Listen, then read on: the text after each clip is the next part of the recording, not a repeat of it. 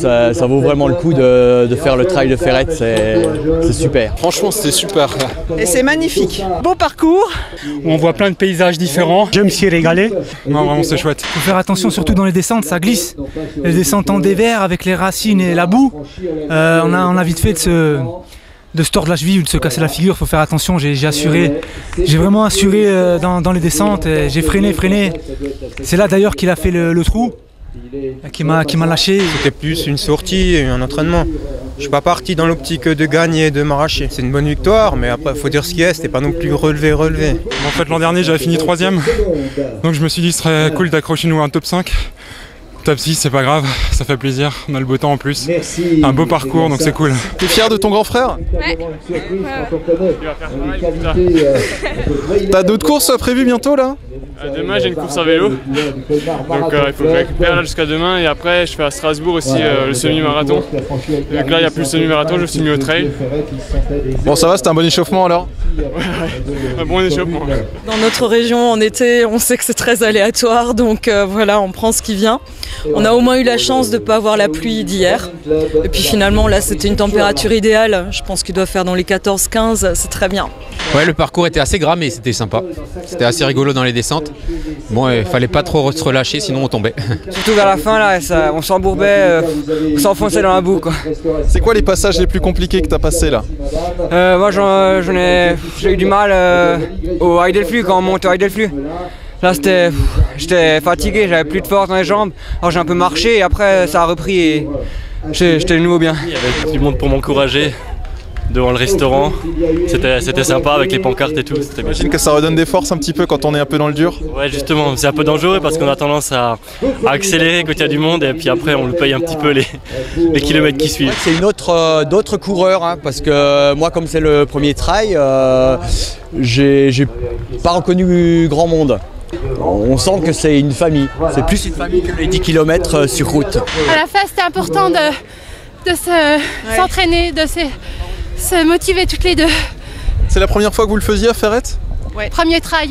Et c'est magnifique. Alors là vous êtes dans une région superbe. On a adoré le parcours. Maurice, on s'était vu l'année dernière sur le semi, cette année un parcours un peu différent? Oh, oui. Mais se faire l'essentiel, c'est d'arriver. Hein. C'est intense, hein, c'est la cardio. Ça veut dire que tu passes d'un rythme très élevé, c'est de nouveau très faible. C'est pas comme ce que tu as fait l'année passée, mais j'espère te voir l'année prochaine. Hein. Et c'est moi qui vais t'interroger. Merci pour tout.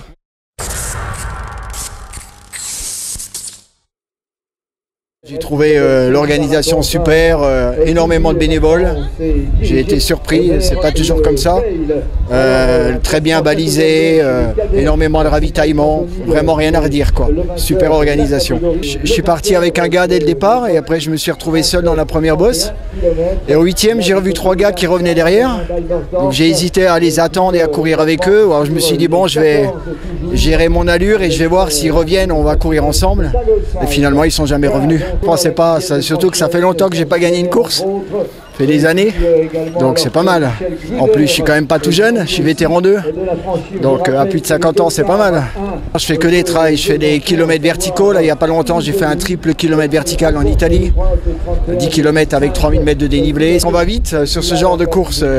Comme toutes les bosses, on peut quasi courir, donc on monte en courant, on descend vite, sur le plat on va vite, alors que les courses de montagne, quand c'est vraiment dur, on marche. Donc à la limite, c'est presque plus dur ici. Ouais, je suis super content et les enfants m'accompagnent et c'est pour eux et c'est aussi pour Salem qui s'est blessé, c'est un copain d'entraînement qui a été juste avec moi, donc voilà. Je suis super content. J'ai fait la course en 6 ou 7e position, un truc comme ça, et à la grotte des nains, j'en pouvais plus. Je me suis arrêté sur un banc pendant 5 minutes et j'ai réussi à repartir. Je suis quand même un peu déçu là, mais ça va. Le parcours était magnifique là, franchement c'était chouette.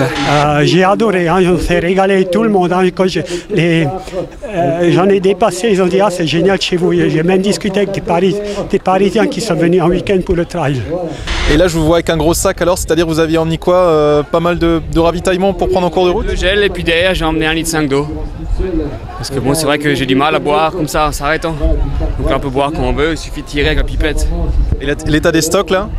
Là c'est vide là.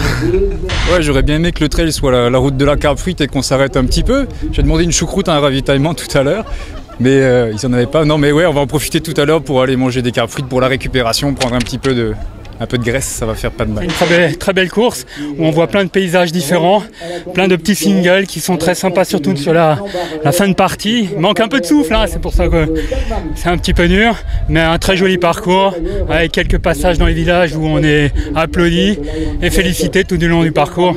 Il manque un petit peu de monde au niveau des participants, mais ça va venir. Je pense que c'est une course en devenir. Super course, super.